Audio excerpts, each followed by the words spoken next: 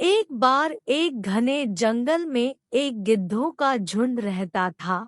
वो सारे गिद्ध एक साथ झुंड बनाकर लंबी उड़ानें भरते और शिकार की तलाश किया करते थे।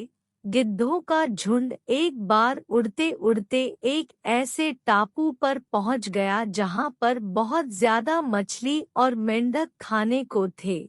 उस टापू पे गिद्धों के लिए सारी सुविधाएं मौजूद थी, इसलिए सारे गिद्ध मौज और खुशी से उसी टापू पर रहने लगे।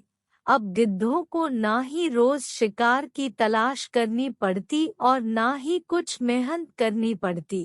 दिन रात गिद्ध बिना कोई काम किए मौज करते और आलस्य में पड़े रहते थे। उस गिद्धों के झुंड में एक बूढ़ा गिद्ध भी था। उसको अपने साथियों की ऐसी दशा देखकर बहुत चिंता हुई।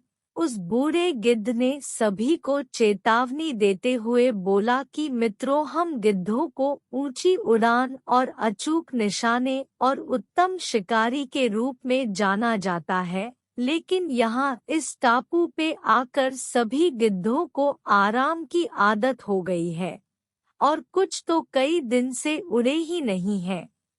ये चीजें हमारी क्षमता और हमारे भविष्य के लिए घातक हो सकती हैं।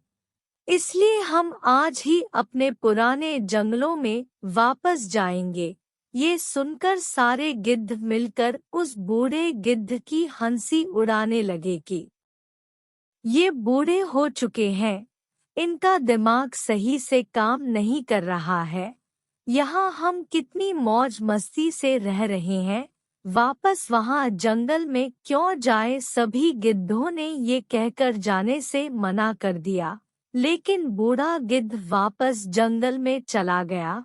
एक दिन बूढ़े गिद्ध ने जंगल में रहते रहते सोचा कि मेरा जीवन अब बहुत थोड़ा ही बचा है, तो क्यों ना अपने सगे लोगों से मिल लिया जाए।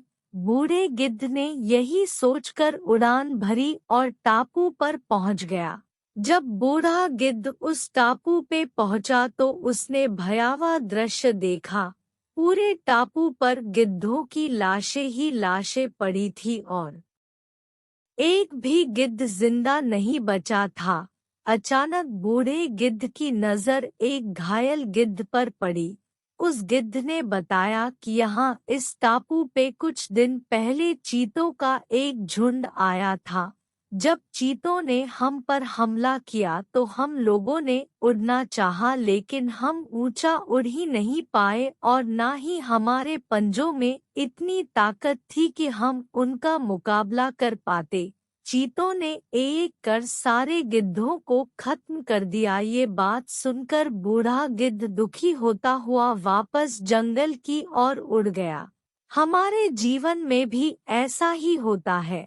अगर हम धीरे धीरे अपनी शक्तियों को काम में लेना बंद कर देंगे तो हम आलसी और कमजोर हो जाएंगे और एक वक्त ऐसा आएगा जब हमारी शक्तियां हमारे काम की ही नहीं रहेगी।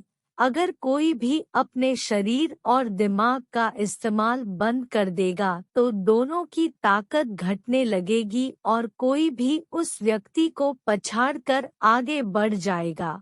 इसलिए अपनी किसी भी शक्ति और क्षमता को जंग नहीं लगने देना चाहिए, हमेशा उनमें सुधार करते रहना चाहिए, तभी आप जिंदगी की इस जंग को शान से जीत पाएंगे।